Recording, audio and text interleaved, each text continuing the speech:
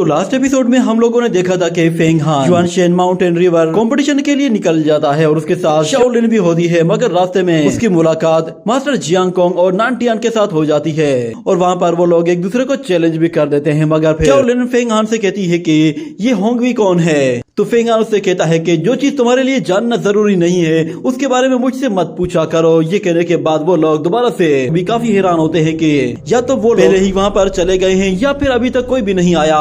ये कहने के बाद वो लोग सीढ़ियां चढ़कर ऊपर की तरफ जाते हैं और फिर अपने सामने देखते हैं तो उन्हें नजर आता है कि उनके सामने युआनशिन माउंटेन है और उसके नीचे एक बहुत बड़ा पैटर्न बना हुआ है और उस पैटर्न के साथ एक बहुत बड़ा प्लेटफॉर्म होता है जिसमें अलग अलग बैटल ग्राउंड मौजूद होते हैं और उन लोगों को वहाँ पर बहुत सारे डिसाइपल्स भी दिखाई देते हैं जो कि पहले से ही वहाँ पर आ चुके होते हैं। वो लोग उस एरेना को देखते हैं तो वो कहते हैं कि आज से पहले कभी भी इतना बड़ा एरेना नहीं देखा, क्योंकि उस एक ही एरेना के अंदर बहुत सारे बैटल ग्राउंड थे और वहां मौजूद डिसाइपल्स कह रहे होते हैं कि इस शेन युआन बैटल ग्राउंड को मास्टर्स की तरफ से सील किया गया है, सिर्फ और सिर्फ शेन हाई डिसाइपल्स ही इसे एक्टिवेट कर सकते हैं। ये कहने के बाद फेंग हान ऊपर की तरफ देखता है तो उसे ऊपर एक बहुत बड़ा स्क्रोल दिखाई देता है जिसमें सारे ही डिसाइपल्स के नाम लिखे हुए होते हैं। इतने में हमें दिखाया जाता है कि लिवर भी वहां पर आ जाती है और वो फेंग हान को आवाज देकर उसकी तरफ दौड़ी चली आती है और उससे आकर कहती है कि फाइनली तुम भी यहाँ पे आ गए। तो फेंग हान उन लोगों को देखकर फौरन से उनके आगे झुकता है और उन्हें ग्रीट करता है, क्योंकि उन लोगों के साथ सिस्टर जियालान भी होती है। तो जियालान उनसे कहती है कि फेंग हान तुम्हें काफी टाइम से नहीं देखा, तुम तो काफी ग्रो करते जा रहे हो। मगर दूसरी तरफ लिवर शाओलिन को चिढ़ाने लगती है, जिस पर शाओलिन भी गुस्से में अपना मुंह दूसरी तरफ कर देती है। ये देखकर फेंग हान सिस्टर जियालान से कहता है कि मुझे कंपटीशन के लिए पहले से ही जाकर अपनी पोजीशन पर खड़ा होना है। तो जियालान उससे कहती है कि उम्मीद है कि तुम इस शेनहाई कंपटीशन में एक अच्छी रैंकिंग हासिल करोगे। ये सुनने के बाद फेंग हान वहाँ से चला जाता है और फिर सिस्टर जियालान शुआन लोंग के साथ वहाँ से चली जाती है और हम देखते हैं कि फेंग हान जैसे ही अपनी पोजीशन पर आकर खड़ा होता है तो वो देखता है कि उसके सारे के सारे दुश्मन भी वो उसी के ही बराबर में खड़े हुए हैं, जिनमें मास्टर जियांग कोंग और नानटियान दोनों ही शामिल होते हैं। और जियालान जैसे ही वहाँ पर आती है तो वहाँ पे उसके पास एक लड़की खड़ी हुई होती है जो कि शुआन लोंग की तरफ देखती है और ऐसा लग रहा था कि जैसे वो लोग एक दूसरे के दुश्मन हैं। मगर उस लड़की का सीनियर ब्रदर उससे कहता है कि थोड़ा खुद को शांत रखो। और इस तरफ सिस्टर जियालान कहती है कि लिवर जैसे ही तुम एरेना के अंदर जाना तो कोशिश करना कि तुम उसके बॉटम में ही बने रहना और कोई भी रिस्क लेने की जरूरत नहीं है। ये सुनकर लिवर कहती है कि सिस्टर मैं जानती हूँ आप ये बात मुझसे कई बार कह चुकी हैं, मैं तुम्हें ये बात बार बार इसीलिए बताती हूँ ताकि तुम्हें ये याद हो जाए। ये कहने के बाद वो शुआन लोंग से कहती है कि मैं जानती हूँ कि तुम भी एक्स्ट्रा ऑर्डिनरी हो, मगर फिर भी मैं कहूंगी कि तुम्हें भी थोड़ा सा ध्यान रखना चाहिए, क्योंकि मैंने फेंग हान का ऑरा देखा है, उसका ऑरा बिल्कुल परफेक्ट हो चुका है। मुझे ऐसा लग रहा है कि जैसे उसके पास जो स्ट्रेंथ है वो तुम्हारी स्ट्रेंथ से ज्यादा है। तो शुआन लोंग कहती है कि ब्रदर फेंग हान के साथ बात कर चुकी हूँ, जब उससे मैंने बात की थी तभी मुझे रियलाइज हो गया था कि वो काफी अपग्रेड हो चुका है। ये कहने के बाद अचानक से वहाँ पर एक और बेल बजती है जिस पर सब लोग हैरान होते हैं और वो लोग इधर उधर देखने लगते हैं। मगर इतने में उन्हें माउंटेन जिन यांग लॉन्गेविटी पिल, ये तो बहुत ही शानदार है, इससे हमारा लाइफ स्पेन बहुत ज्यादा बढ़ जाएगा। यहाँ तक बताया जाता है कि इस लॉन्गेविटी पिल को खाने से हमारी एज 60 साल तक बढ़ जाएगी। मगर दूसरा डिसाइपल कहता है कि मुझे तो यहाँ तक सुनने में आया है कि लॉन्गेविटी पिल के अलावा वहाँ पर डान पिल्स भी होंगी। इतने में अचानक से फिर वहां पर एक पोर्टल ओपन होता है जिस पर वो एल्डर भी हैरान हो जाता है। वहां पर सुप्रीम एल्डर को वेलकम करता है तो हम देखते हैं कि सुप्रीम एल्डर उस पोर्टल से निकलकर सब लोगों के सामने आ जाता है, जिस पर वो सबके सब उसके आगे झुक जाते हैं। और शाओलिन कहती है कि अच्छा तो ये ओल्ड मैन युहाउ सेक्ट का सुप्रीम लीडर है। मगर वो देखती है कि उसे यांग की कोई आवाज सुनाई नहीं दे रही। यांग ने खुद को फेंग हान की बॉडी के अंदर छुपा दिया था ताकि किसी भी एल्डर को उसके बारे में पता ना चले। जिसके बाद सुप्रीम लीडर सब लोगों से कहता है कि इनर डिसाइपल को आपस में कम्पीट करने के लिए सबसे बेस्ट ऑप्शन यही है कि हम लोग इनर डिसाइपल्स का एक कंपटीशन रखें जिसमें वो सब लोग एक दूसरे को बराबर की टक्कर दे सकें और पता चल सके कि कौन कितना ताकतवर है। उम्मीद है कि तुम लोग अपनी पूरी कोशिश करोगे। ये कहने के बाद वहां पर आसमान से एक बहुत ही पावरफुल एनर्जी सीधा उस प्लेटफॉर्म की तरफ जाती है, जिससे वो प्लेटफॉर्म पूरी तरह से एक्टिवेट हो जाता है और उसके ऊपर लगा हुआ जितना भी एरे होता है वो रिमूव हो जाता है। सुप्रीम एल्डर की पावर्स देखकर सब लोग बिल्कुल हैरान होते हैं और कहते हैं कि ये तो गजब की पावर है। और फिर हम देखते हैं कि उस प्लेटफॉर्म के अंदर से एक फेरी क्रेन बाहर निकल आती है जो कि एक स्पिरिचुअल क्रेन होती है। वो उड़ते हुए वहां से बाहर निकलकर दूर चली जाती है। ऐसा लग रहा था कि जैसे उस एरिया को प्रोटेक्ट करने के लिए उस फेरी क्रेन को वहां पर पहले से ही किसी ने वहां पे सील किया हुआ था। और फिर सुप्रीम एल्डर सब लोगों से कहता है कि मैं नहीं जानता कि तुम सब लोग कितने ताकतवर हो, तुम लोग टॉप 10 में आ पाओगे भी या फिर नहीं। मैं बस इतना चाहता हूं कि तुम लोग अपना बेस्ट ट्राई करो। तुम्हें अपनी एक्स्ट्रा ऑर्डिनरी विल शो करनी चाहिए। तुम्हें इतनी मेहनत करनी चाहिए कि तुम लोग उस लॉन्गेविटी पिल को हासिल कर सको। मगर उसके साथ साथ तुम लोगों को अपनी अकल से भी काम लेना चाहिए, क्योंकि पावर ही सब कुछ नहीं बल्कि उसके साथ अकल का इस्तेमाल करना भी जरूरी है। ये कहने के बाद सुप्रीम एल्डर वहां से चला जाता है और फिर वहां मौजूद वो दूसरा एल्डर सब लोगों से कहता है कि ये कंपटीशन ऑफिशियली शुरू होता है। ये सुनने के बाद सब लोग बिल्कुल जोश में आ जाते हैं और लड़ने के लिए पूरी तरह से तैयार हो जाते हैं। और मास्टर कहता है कि चलो सबसे पहले कौन आएगा।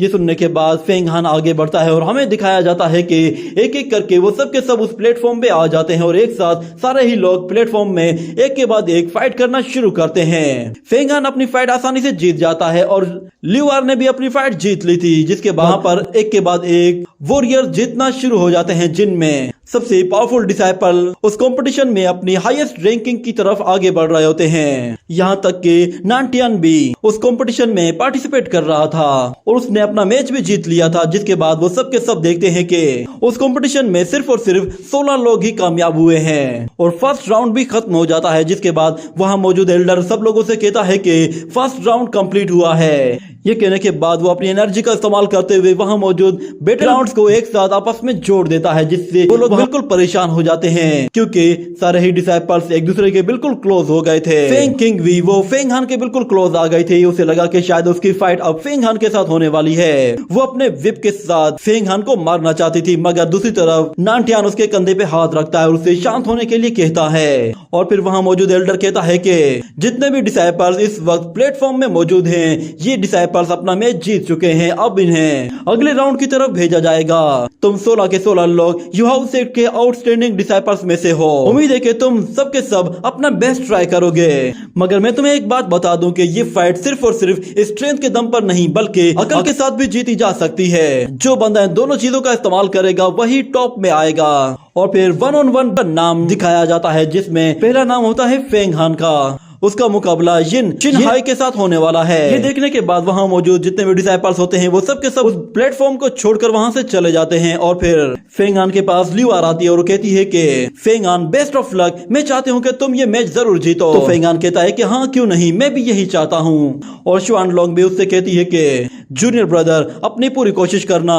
और वहां पर हमें यिन शिनहाई को दिखाया जाता है जो कि फेंग हान के सामने आकर खड़ा हो जाता है। उस डिसाइपल को देखकर शाओलिन कहती है कि मुझे समझ में नहीं आ रहा कि ये लड़का मैच जीता कैसे होगा। ये तो वैसे ही बहुत ज्यादा वीक है। मुझे लगता है कि फेंग हान तो इसे बहुत ही आसानी से धूल चटा देगा। मगर दूसरी तरफ मुझे ये समझ में नहीं आ रहा कि आखिर वो ड्रैगन कहाँ चला गया और मैं उससे बात कैसे करूं। आज के मुझे भी एक चांस मिल पाता तो मैं भी इन लोगों की छुट्टी कर देती। और दूसरी तरफ फेंग हान कहता है कि यान ने मेरी बॉडी में गोल्ड सीलिंग तिलिस्मान का इस्तेमाल किया है, जिससे मैं अपनी कल्टीवेशन और अपनी ट्रू स्ट्रेंथ को सबसे छुपा सकता हूँ। पता नहीं ये तिलिस्मान काम करेगा भी या फिर नहीं। मगर उसके सामने जो डिसाइपल खड़ा हुआ होता है वो उसे देखकर काफी एरोगेंट हो रहा होता है, जिस पर फेंग हान समझ जाता है कि वो तिलिस्मान काम कर रहा है, जब तो उसके सामने वाला लड़का इतना ज्यादा इतरा रहा है। शिनहाई फेंग हान से कहता है कि क्या तुम ही वो बंदे हो जिसने सीनियर ब्रदर हुआ को चैलेंज किया है। तो फेंग हान कहता है कि हाँ वो मैं ही हूँ। जिस पर वो लड़का कहता है कि मैं हूँ यिन शिनहाई। मैंने सुना है कि तुमने युआन जियांगकोंग को बहुत ही बुरी तरह पीटा था, मगर मुझे इतना पता है कि जियांगकोंग की सिल्वर स्नेक स्वॉर्ड वो उसके पास नहीं थी, तभी तुमने उसे मारा था। और उस वक्त तुम्हारे पास तो तुम्हारा एविल गार्ड भी मौजूद था, मगर तुम अब क्या करोगे। तुम्हारे पास ना ही तुम्हारा एविल गार्ड मौजूद है, ना ही अब तुम्हें कोई बचाने वाला है। चलो अब मैं देखता हूँ कि तुम मेरे साथ क्या करते हो। अगर तुम्हारे पास कोई ट्रिक है तो तुम अपनी ट्रिक भी यूज कर सकते हो, मगर एक बात याद रखना कि मैं सीनियर ब्रदर जियांगकोंग की तरफ से तुमसे फाइट करूंगा और उसका बदला लूंगा। ये कहने के बाद वो फौरन से अपनी स्वॉर्ड बाहर निकालता है और फिर फेंग हान से कहता है कि मेरी स्वॉर्ड को फ्लाइंग हुनयू स्वॉर्ड कहा जाता है और इसे बनाने वाला शुआन हुन है। वो अपनी सोट की तारीफें करना शुरू करता है, मगर दूसरी तरफ फेंग हान उससे कहता है कि मेरे पास तुम्हारी बकवास सुनने का कोई भी टाइम नहीं है।